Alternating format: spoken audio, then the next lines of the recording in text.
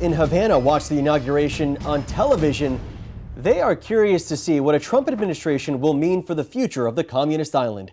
Local 10's Hatzel, who is the one and only reporter from a local television station in the entire United States to report inside Cuba, talked about some of their concerns.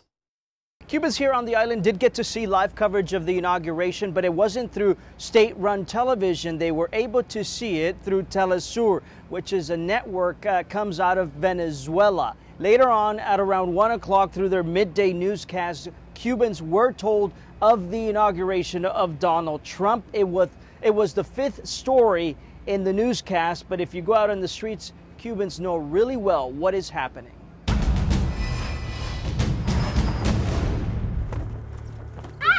At a park in Vedado, while 4-year-old Enzo plays, his mother watches on. The younger generation in Cuba very aware of what is happening in Washington. 33-year-old Monica Fajardo hopes the Cuban situation gets better, but she's not convinced much will change. She says now with the wet foot, dry foot policy gone, a lot of Cubans who look to that for an escape now can't. She hopes if any doors close, others will open. Bottom line, she wants the lives of the Cuban people to get better. Waiting for the bus, we found Giovanni Ponte, a doctor, who says Trump has contradicted himself even when it comes to Cuba. First, he agreed with Obama's policy on Cuba, then said he would overturn Obama's policies towards Cuba. Acá yo creo que hay una postura, no sé, yo la veo muy positiva y es esperar. Here in Cuba, he thinks the government has had a good approach, and that is to wait and see. It is very difficult to predict. Cuban analyst Carlos Alzugaray says when it comes to Cuba, Obama paid a political price and opened the doors for Trump. The economic changes in Cuba and the political changes in Cuba represent an opportunity for the United States, but only if there are normal diplomatic relations.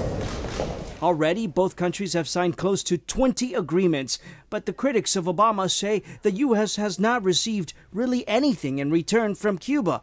Alzugaray disagrees. One example is simply having an American embassy in Havana. An American embassy in Cuba can do much more than a Cuban embassy in the United States. American diplomats can bring concerns to the Cuban government and have access to people in civil society.